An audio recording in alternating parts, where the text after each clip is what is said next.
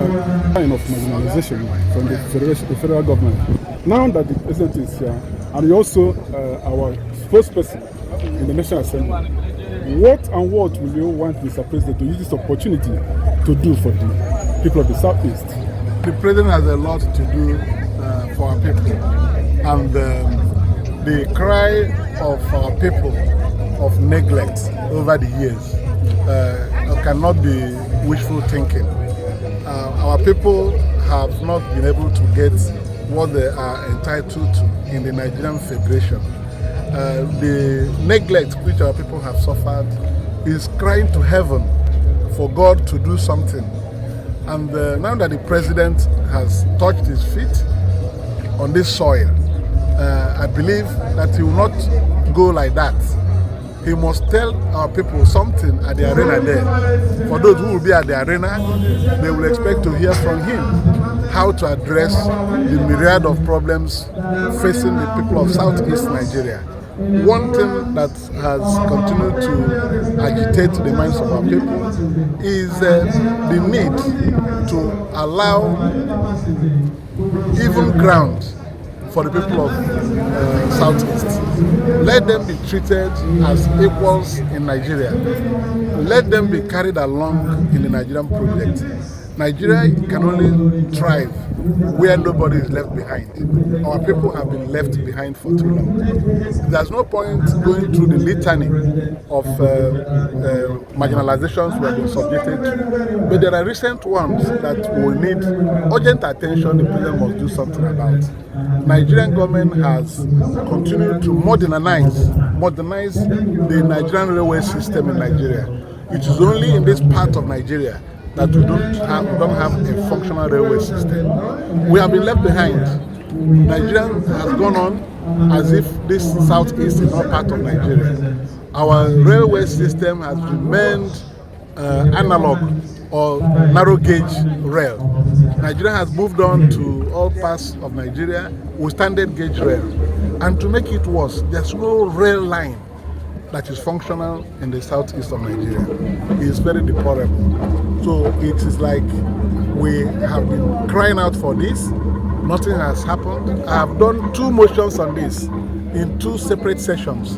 One in 2018 and one in 2023.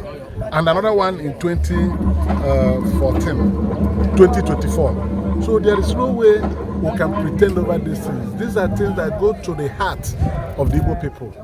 If we cannot have a functional railway system here, and others are moving with speed, modern trains, modern coaches, modern tracks, it shows that something is wrong.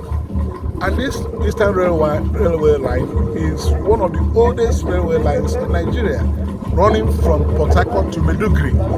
So you can imagine what it is that Nigeria is moving with this pace and nobody is talking about this infrastructure. That is number one. The number 2 is that our youths are roaming the streets. They don't have equal opportunity with other Nigerian youths. You know, they have to get employment, access to employment. Our youths should have access to employment. The president should open the way for the youths of Southeast Nigeria to get employment in this country. They've been so discriminated against, and we should stop pretending about these things.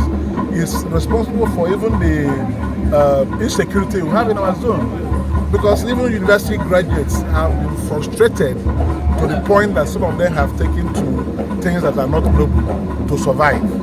So we want equal opportunity for the Southeast youths in Nigeria.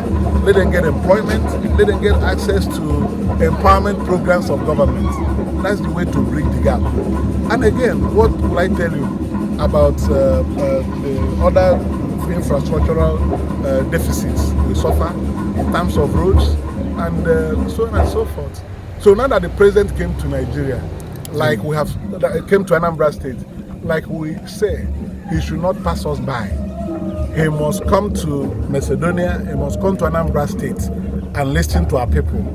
We have the case of Nnamdi Kanu that has been there. Yes. It is a very sore test in the minds of the Igbo people, the Southeast people. Yes, many people have been given presidential pardon over even treasonable felonies they have committed. But Nnamdi case is there languishing either in DSS cell or being harassed from one court to another. So many people have been pardoned. Sowore was pardoned for treasonable felony. Yes. He was set free. Igboho was set free from treasonable felony. What is different from Nnamdi Kanu, who is also acknowledged to be a freedom fighter, somebody who is fighting for his people, agitating for his freedom, that he is asking for equal treatment for his people, and he's being subjected to such hardship. These are the things when we see them. Some of us who are ready to speak will speak it without reservation. We don't pretend. Government of Nigeria should be available to everybody. We, the Igbos, should be given that due respect, due privileges, due to them, citizenship rights, everything. So let's not exhaust everything today. I'm in the National Assembly, I'm in the Senate, and I know that it is pinching us very hard because we experience this injustice every day at the center of Nigeria, and we don't want it to continue. Let Tinubu change the gear. He should be in a position to show the way. Some people led with a nepotic mind, they are gone. For him that is the president of Nigeria today, he should show the way and change the course of history by being there for everybody. Let President Tinubu be there for everybody in Nigeria, not Igbo people. Everybody in Nigeria, I repeat it, let every part of Nigeria get carried along in the affairs of government. That's the only way we can build that unity.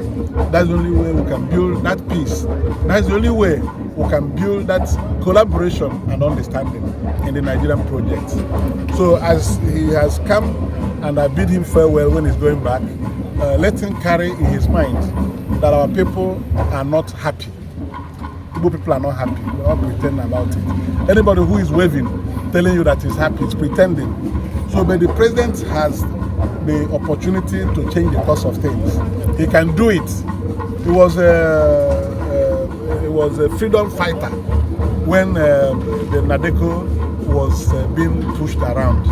He fought for justice. So that justice should remain in his mind. The Nigerian national anthem, which says, God help us to build a nation where no man is oppressed. Even if 10 people are being oppressed in Nigeria, it's a failure on the part of government. Nigeria should be built on a pedestal of justice where no man is oppressed. So the Igbo people, and indeed all parts of Nigeria, they need to be carried along in the affairs of government. Thank you.